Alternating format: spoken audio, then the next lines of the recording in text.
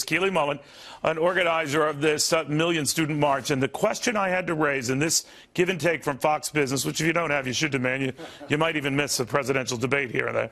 But my point was this: how are you going to pay for it? Take a look. The three core demands of the National Day of Action are free public college, a cancellation of student debt, and a $15 an hour minimum wage for people who work on the campus. And how's that going to be paid? Great question. I mean, so I'm not sure if you're talking on like a national level or at particular schools. I can sort of touch on both. At well, my if you university, wanted all that Northeastern stuff, University, someone asked to pick up the tab. Who would that be?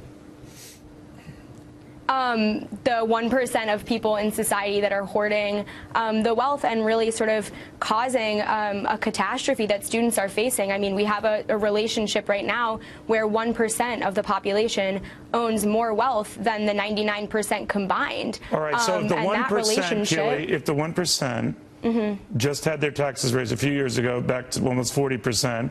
Then to pay for the health care law, they had them raised another few percentage points. Then they had their deductions limited to raise another couple points, where depending on the state or locality, they're pushing over about 50% in taxes. How much higher do you think? How much more do you think they should pay?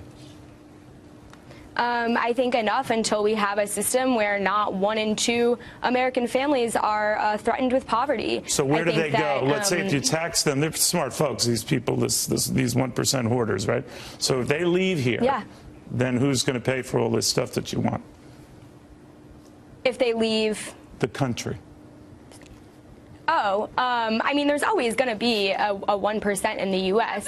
The U.S. is like the bastion of capitalism and its success, and I think that... Do you think the 1% can pay for all of this?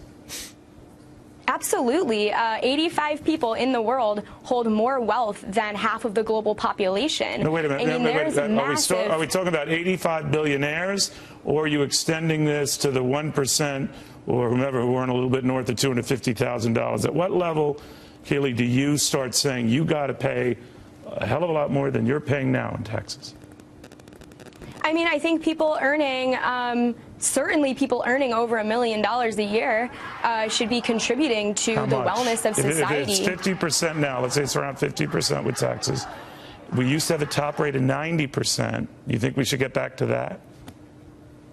I mean, I think that eventually we will get back to that. I think eventually. You're okay with that? Are some of your friends okay with that? Do some of them want to be successful themselves, and they'd be happy when they get to a level, maybe over 200,000, 250,000, they start paying 90% in taxes on that? They'll be happy with that? Absolutely. I mean, I think that Keely, come on, you're talking to me here. Your friends are going to be happy getting to a point in their career when they can look outside and say, finally, I'm able to pay 90% in taxes.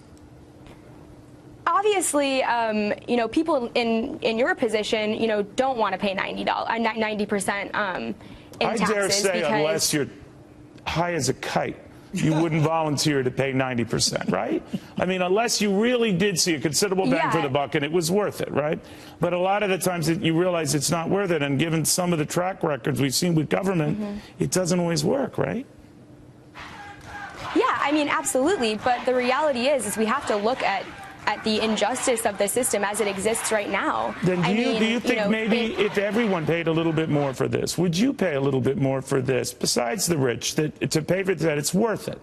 That do you think these are good goals? People already are paying for this. No, I asked it differently. I asked you, would you, Keely, and your friends, and your mom, and your dad, and your family, would they happily pay more to provide all of these benefits you just outlined? Of course, and we already are. No. You just said to pay for some of the things you wanted, the rich should pay significantly more than they're paying right now. Now you're telling me... Yeah, that's exactly what I'm saying. Everyone's already paying. Well, they're not.